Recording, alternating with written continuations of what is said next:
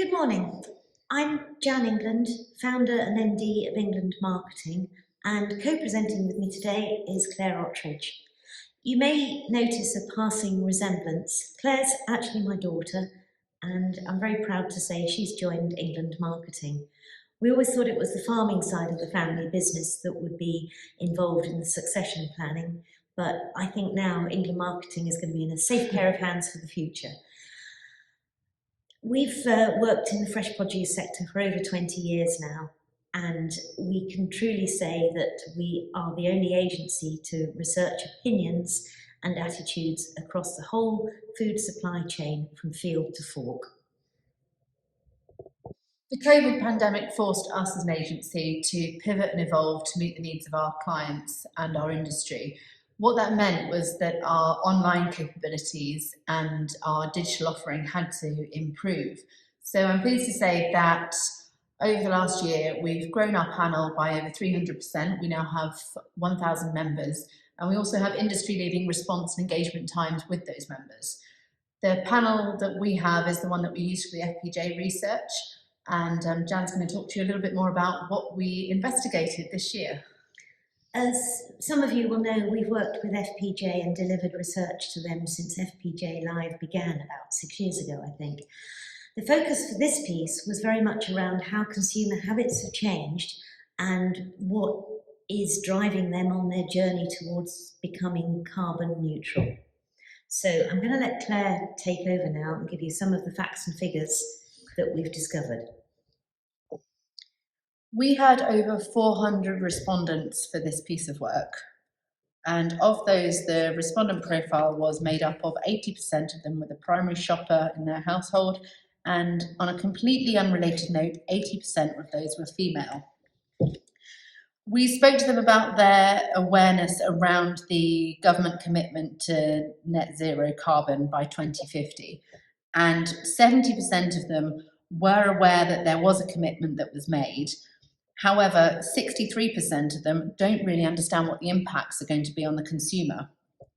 Conversely, 89% of the consumers we spoke to support any commitments and their impacts, even if they prove to be negative. What this means for the industry is this really proves to be fertile ground to land any negative communications on carbon neutrality, knowing that they will have a positive impact. The consumers are braced for change, so we really shouldn't be afraid to deliver bad news to them. On the subject of communication, we asked people what they knew about the environmental commitments that the retailers have made over the last year or two.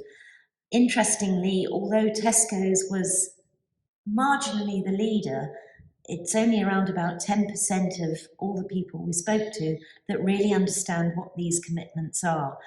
Around about 50%, in many cases, didn't even know their retailers had made these commitments. We asked as well whether they were more likely to shop with a retailer who had made environmental commitments, and 84% of people said yes, they would, and there was no real difference between the different age groups that we talked to. We also asked about who is responsible for making sure that people understand the commitments to carbon neutral. And most of the people thought that the government ranked as number one here, with the consumers themselves being second and retailers, suppliers and growers all coming in around about third. What's unusual about this is the fact that the government will take an awfully long time to change and get these commitments in place. What we can do here and now as suppliers and growers and retailers is actually have an effect immediately.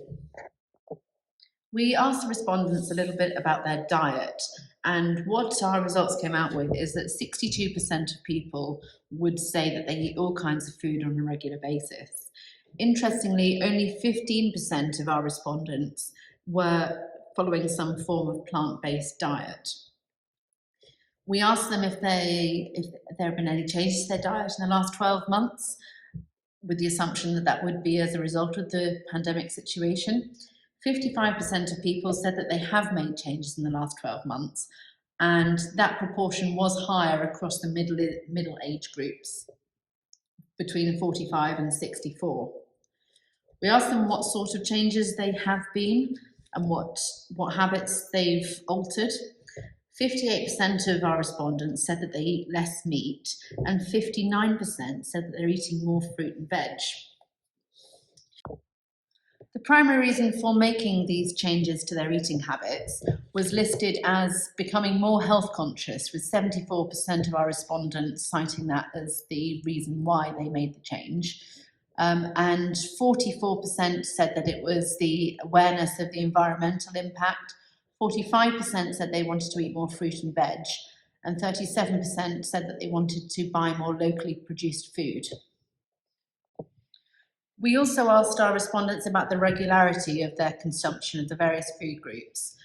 Fruit and veg was the only one that came out to be eaten daily or with every meal. We also asked people how they would look to improve their impact on the environment from a fresh produce perspective, and we asked them numerous questions here, but from a fresh produce perspective, the idea of growing their own fruit and vegetables, buying from local farm shops and suppliers, and shopping for seasonal produce came out pretty much at the top. In addition, they also don't like wasting fresh produce, and they're all trying to use up leftovers or cooking and freezing leftover vegetables, or even making soup from the vegetables that have gone off a little bit. So there's a real move towards making best use and not wasting food. When discussing packaging, this was the area that we received the most commentary from respondents. It's rare that you get quite so much detail back from people. However, when we put the stats to it, we had 80% of respondents actively trying to buy food that has less packaging where possible. We also asked them if they'd be willing to pay more for food that was in packaging that could be recycled or composted, and how much more. 60% of those asked would pay more, and we've got a breakdown of that in the report on how much they'd be willing to spend. And in order to reduce packaging, 85% of people would be prepared to buy more loose produce. We also investigated some of the barriers to buying loose produce, and 56% of those said that they lacked the options with the products that they wish to buy, with again a breakdown in the full report. We had more than just a commentary when it came to our respondents. We had full-on essays about what they think needs to change in the industry. And at the moment, while they think that carbon neutrality as a responsibility sits with the government, they are very clear and they've identified where the problems are. It's quite clear that although they think the responsibility for becoming a carbon neutral country sits with the government, it's key issues like packaging, which we've already touched on, the lack of using up wonky vegetables, seasonality, and buying local and keeping the supply chain as British as possible are the key issues. And surely the responsibility for that depends upon collaboration between the growers, the suppliers, and the retailers. So here is an opportunity for us as an industry to face the consumers and give them what they really want.